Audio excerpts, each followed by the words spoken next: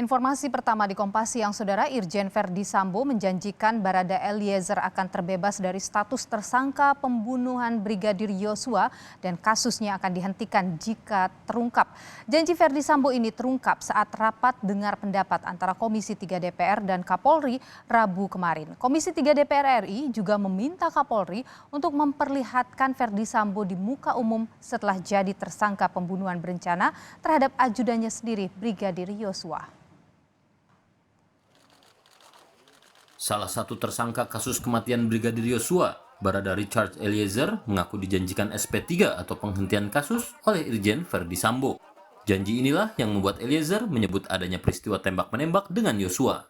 Kapolri menyebut keterangan Barada Richard Eliezer berubah setelah Eliezer ditetapkan sebagai tersangka.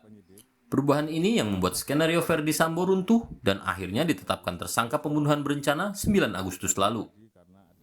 Kenapa yang bersangkutan merubah? Ternyata pada saat itu saudara Richard mendapatkan janji dari saudara FS akan membantu melakukan atau memberikan SP3 terhadap kasus yang terjadi. Namun ternyata faktanya Richard tetap menjadi tersangka.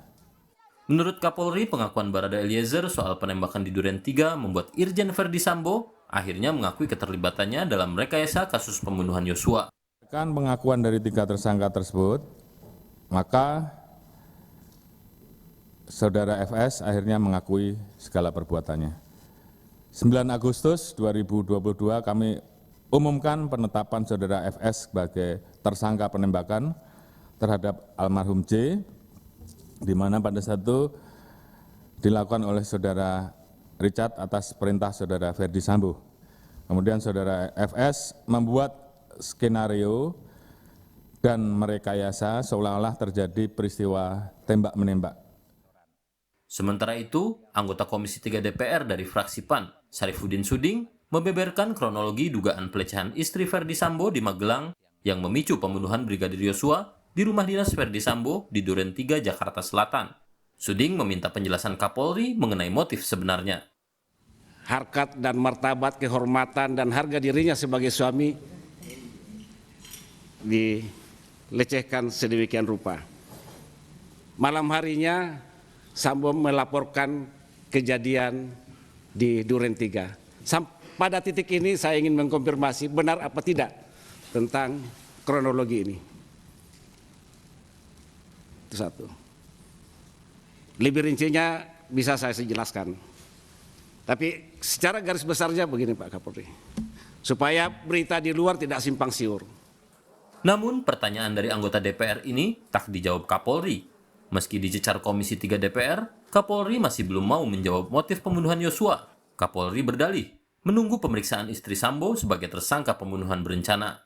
Kapolri juga mengungkapkan akan memeriksa istri Verdi Sambo, Putri Chandrawati, pekan ini.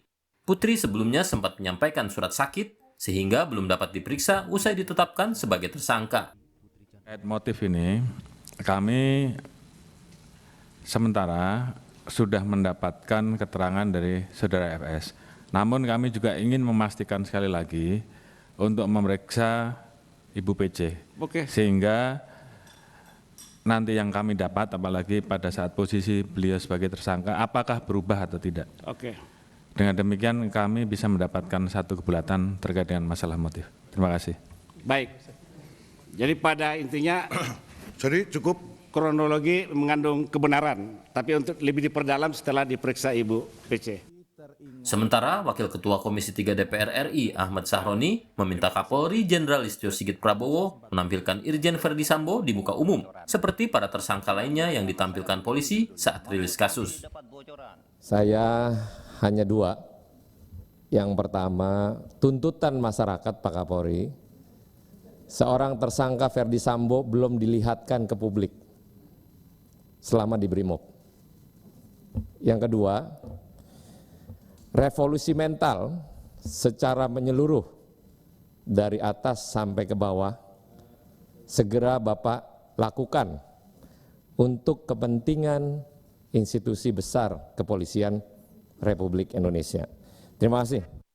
Perjalanan kasus pembunuhan Brigadir Yosua akan bergantung bagaimana polisi bekerja menangani kasus pembunuhan yang melibatkan perwira tingginya ini.